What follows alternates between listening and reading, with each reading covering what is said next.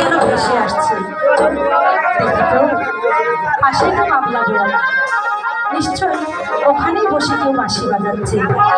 দেখো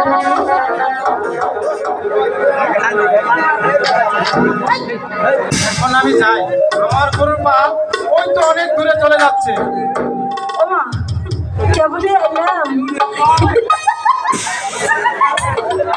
এখনই যাওয়া লাগবে।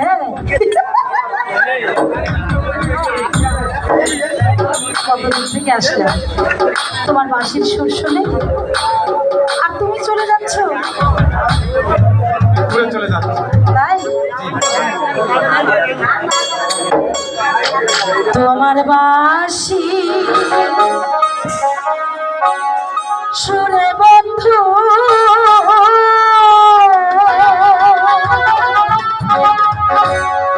কি বাজারু